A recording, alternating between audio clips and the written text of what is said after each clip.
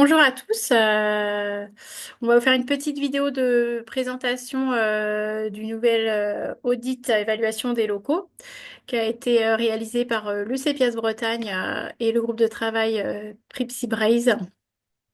Donc juste moi, c'est Margot Chartier. Je suis la biostatisticienne du CEPIAS Bretagne. Donc on tenait à faire cette vidéo. euh, pour vous montrer le petit point de vigilance par rapport aux autres outils qu'on a l'habitude de faire au CEPIAS Bretagne.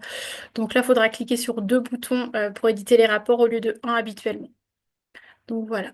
Donc je vais vous montrer comment, à partir du site internet du CEPIAS, comment accéder à cet outil. Donc là, on est sur la page du site internet du CEPIAS Bretagne. Donc sur la gauche, vous avez une partie sanitaire. Donc vous cliquez dessus et il y a un petit onglet psychiatrie. Et là, on pourra retrouver du coup la nouvelle page risque infection en psychiatrie. Donc on descend un petit peu et là, il y a une partie sur l'audit d'évaluation des locaux. Donc c'est ça qui nous intéresse ici. Donc, vous avez trois documents disponibles. Le guide utilisateur. Donc, je vous conseille vraiment de lire ce guide avant de commencer la réalisation de l'évaluation. Il y aura les mêmes informations dans le guide papier et dans cette vidéo, mais c'est suivant le format que vous préférez. En tout cas, c'est important de bien suivre un des deux. Ensuite, vous avez la grille de recueil. Donc, cette grille vous servira lorsque vous irez dans vos structures. Donc, c'est sous format papier. Une grille par évaluation. Et ensuite, on a l'outil de saisie que je vais vous présenter tout de suite. Donc, il faudra cliquer sur cet outil et bien l'enregistrer sur votre ordinateur. Il ne faudra pas saisir sans l'avoir enregistré. Ça, c'est très important. Donc moi, je vais pas le faire parce que je l'ai déjà enregistré sur mon ordinateur. J'ai déjà saisi quelques données pour vous montrer ce que ça peut donner. Donc maintenant, je vais vous montrer cet outil. Alors, je vais vous partager. Donc c'est un outil Excel comme on a l'habitude de faire au CPS Bretagne. Donc quand vous ouvrez cet outil, vous aurez un petit bandeau en haut, comme ce bandeau-là, où il y aura écrit Activer le contenu. Donc ce sera important de bien cliquer dessus pour que toutes les formules, enfin que vous puissiez éditer les rapports, tout ça. Donc voilà, c'est la première chose à faire, donc activer le contenu. Ensuite, dans cet onglet, l'onglet Lisez-moi, vous pourrez saisir la période de l'audit. Donc là, nous, on a mis janvier 2026. Ensuite, vous saisirez, tout ça sera vide, hein, vous saisirez ce que vous voulez. Nous, on a pré-rempli pour que ce soit plus facile pour cette vidéo. Donc là, vous saisissez tous les services que vous allez auditer et vous pouvez mettre le pôle du service. Et ensuite, vous re-renseignez les différents pôles qui ont été audités. Donc, une fois que vous avez bien renseigné tout ça, vous pouvez cliquer sur le bouton à droite, Accès à la grille de saisie. Voilà, donc normalement, quand vous allez cliquer dessus, donc il n'y aura aucune donnée. Là, l'audit est assez long, du coup, saisir manuellement devant vous, il n'y avait aucun intérêt. Donc, dans chaque colonne, en fait, vous avez une évaluation, en fait. Oui, et dans chaque ligne, donc c'est un critère. Donc, on a 138 critères qui sont divisés dans 18 chapitres. Donc c'est pour ça que je vous disais que c'est assez long à remplir. Donc c'est pour ça que je me suis permis de, de, de le remplir avec des fausses données, bien évidemment. Donc voilà. Donc toutes les réponses, enfin il faut renseigner toutes les cellules. S'il y a une donnée manquante, on ne pourra pas éditer le rapport de résultat. Hop, je laisse un petit dans cette ligne, donc la ligne 174, vous pouvez voir si toutes les données ont bien été complétées pour l'évaluation en fait. Si c'est oui, ça veut dire que tout est rempli. Si on avait un non, donc là, par exemple, si je supprime là, là, vous avez un nom, donc il faudra bien vérifier quelle cellule est vide dans votre évaluation. Voilà, ça va nous permettre vraiment de gagner du temps, cette petite ligne. Voilà, et il y a juste ce critère, cette variable qui n'est pas obligatoire. Donc là, vous n'êtes pas obligé de remplir cette variable, c'est juste pour vous. Donc elle est en bleu clair, là on voit pas très bien, mais c'est en bleu clair pour la repérer. C'est la variable K1, présence d'un nettoyant vapeur. Sinon, toutes les autres donc, sont bien obligatoires. Donc on met, pour dire que c'est conforme, on met un. Donc soit à l'aide du menu déroulant, soit on peut très bien saisir avec le clavier. C'est comme vous préférez. Si c'est non conforme, il faut saisir 2. Et si c'est non applicable ou non concerné, le chiffre 3. Au niveau des menus déroulants aussi, ce qui est important, c'est au niveau du service. Donc parfois, on pense qu'on n'a pas notre service qui est dans le menu déroulant. C'est parce que quand on est dans l'onglet Lisez-moi, par exemple, si on n'a que pour un service, donc là je supprime tous les autres services. On va aller là-bas. Ça va être plus facile pour vous montrer. Là, on peut se dire, mince, il n'y a pas mon service alors que je l'ai bien renseigné dans l'onglet Lisez-moi. Il faut juste remonter en fait avec la petite flèche et là, vous pouvez trouver votre service. C'est parce que le menu déroulant, en fait, il fait référence à toutes ces lignes, ces cellules-là. Du coup, comme c'est assez grand, on pense que tout n'est pas renseigné, mais en fait, c'est caché. Là, je vais remettre mes services parce que j'en avais besoin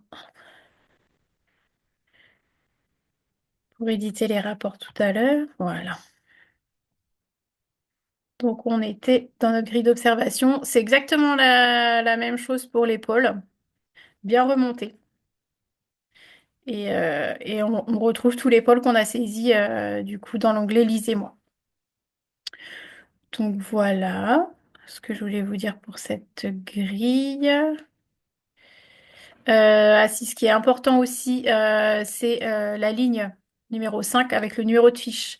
Il faut bien penser à reporter ce numéro dans votre grille d'observation. Parce que si jamais vous avez besoin de revenir sur votre audit, vous savez plus c'est lequel. Donc ça, c'est important de bien identifier votre grille papier avec le même numéro que le numéro de fiche dans l'outil Excel. Ça, c'est très très important. Voilà. Donc une fois que vous avez saisi toutes vos données, vous pouvez aller dans l'onglet Menu résultats. Donc là, on voit qu'on a saisi 31 fiches, donc elles sont toutes complètes. Si, par exemple, on va hop, mettre une fiche qui n'est pas complète.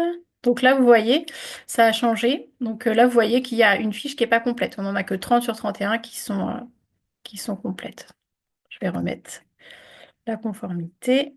Donc là, on est bon. 31 fiches qui sont complètement renseignées. Donc là, donc c'est le l'onglet menu résultats. Donc on peut éditer trois sortes de rapports. Un rapport pour l'établissement, donc qui regroupera toutes les fiches que vous avez saisies, un rapport par pôle et un rapport par service. Donc on va commencer avec pour éditer un rapport pour l'établissement. Donc là vraiment c'est le grand point de vigilance de cette vidéo, c'est le fait qu'on doit cliquer sur deux boutons. D'habitude, dans les rapports, dans les audits qu'on fait au CEPIAS, dans l'outil, en fait, on a besoin de cliquer sur un bouton et hop, on a le rapport qui est prêt. Voilà. Mais là, cette fois, en fait, on a tellement de critères, tellement de chapitres, qu'on a dû créer un deuxième bouton pour bien mettre à jour toutes les données. Donc, gros point de vigilance sur ce bouton. Donc là, on clique sur le premier bouton. On va avoir un nouvel onglet qui va apparaître en bas avec le rapport établissement, mais pas complet. Il faudra bien cliquer donc sur ce deuxième bouton jaune qui commence à apparaître. Donc c'est assez long parce qu'il y a beaucoup de formules, beaucoup d'onglets, beaucoup de macros. Donc ça peut être assez long, il faut être un petit peu patient. Et là, donc on a notre rapport qui s'affiche. Mais vraiment, attention, ne vous dites pas, ça y est, j'ai mon rapport, je vais pouvoir regarder. Mais il faut vraiment cliquer sur ce deuxième bouton pour mettre à jour vos données. Bon, là, comme je l'ai édité tout à l'heure, vous n'allez pas voir, je vais peut-être choisir un autre service. Ah non, c'est le rapport établissement, donc je peux rien faire. Donc là, vous cliquez sur ce deuxième bouton. Donc c'est pareil, ça tourne. Ça peut être un petit peu long. On ne touche à rien pour pas faire planter Excel. Voilà, là c'est bon. D'ailleurs, comme Excel peut planter, voilà, pensez à bien enregistrer votre fichier quand vous saisissez vos données, pour pas tout ressaisir après si jamais ça plante. Donc en fait, ce deuxième bouton permet de mettre à jour les smileys des chapitres LAR. Donc là, je vais vous présenter rapidement comment est fait le rapport. Donc on a le nombre d'observations. Donc on nous redit bien que c'est pour l'établissement, la période d'observation, la conformité globale donc de tous ces audits, le nombre d'observations ayant au moins 80% de réponses conformes. Donc là on a la moitié. Le nombre de lits, le nombre de chambres individuelles, le nombre de chambres doubles. Et ensuite, on a la conformité des réponses par chapitre. Donc là, on a nos 18 chapitres et on retrouve donc notre pourcentage de conformité du chapitre avec le petit smiley associé. Ensuite, on a le détail par chapitre avec tous les critères. Donc pour les 18 chapitres, ce sera la même chose. On aura un graphique avec la conformité en vert et le pourcentage de non-conformité en rouge, avec le tableau qui redit exactement la même chose et où on peut voir les non applicables. Voilà, donc là je vais descendre parce que c'est de la même manière pour les 18 chapitres. Et là, en dernière partie, on a une synthèse où on peut voir pour chaque chapitre les critères qu'il faut retravailler. Donc ils sont en dessous de 80% de conformité. Donc on a une petite phrase avec un petit smiley et ensuite on a le détail des critères à retravailler. Donc voilà. Donc ça c'était pour le rapport établissement. Donc oui, vous pouvez exporter ensuite ce rapport. Vous allez dans Fichier, Exporter et créer PDF XPS. Et ça vous permet d'enregistrer le rapport au format PDF. Donc si vous avez besoin de l'imprimer, de l'envoyer, c'est ce qu'il faut faire. Donc ensuite, je vais vous montrer pour les rapports de pôle. C'est exactement pareil, sauf que point de vigilance, pareil, le petit menu déroulant. Où là, du coup, il faut bien remonter avec la petite flèche et choisir le pôle qu'on souhaite pour le rapport. Donc, comme tout à l'heure, premier bouton, on attend. Il y aura un onglet qui va apparaître pour le rapport du pôle. Voilà, il commence à apparaître.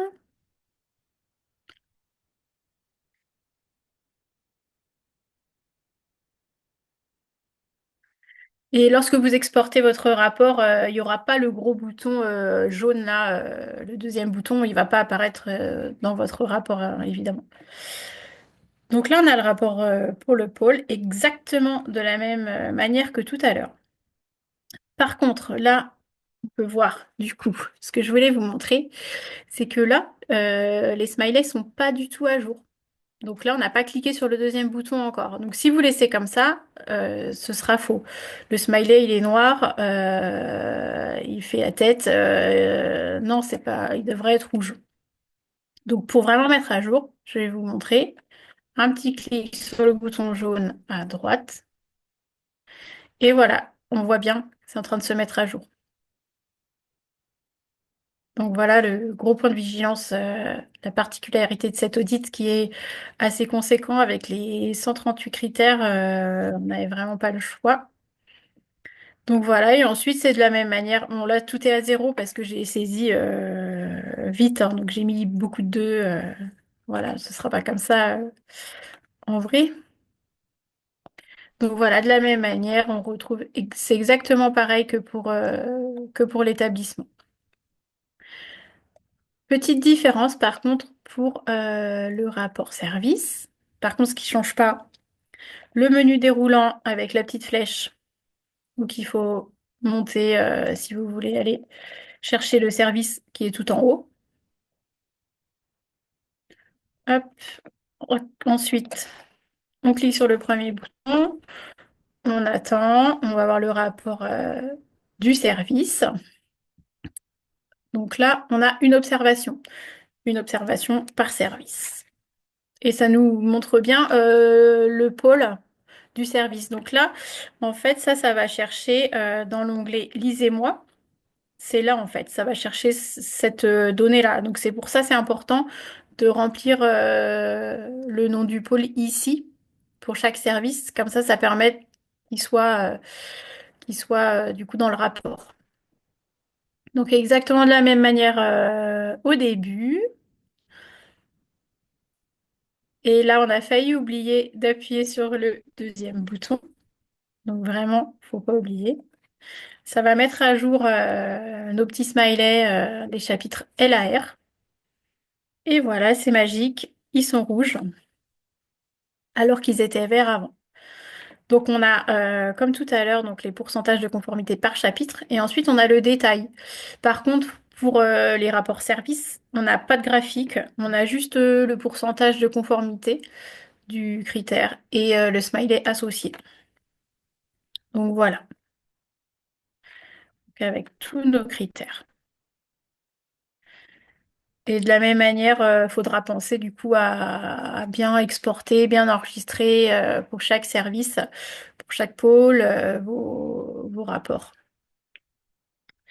Je vais regarder si j'ai bien dit tout ce que je voulais. Bien sûr, on est disponible pour toute question. Vous pouvez nous envoyer un mail sur l'adresse du CEPIAS, sur mon mail à moi si vous avez des soucis point de vue technique pour remplir cet outil. Donc moi, mon mail, c'est Margot, margaux, point chartier, chartier, arrobase, chu-du-6 rennes.fr. Et sinon, sur l'adresse du CPS Bretagne, vous pouvez contacter aussi, nous contacter par téléphone.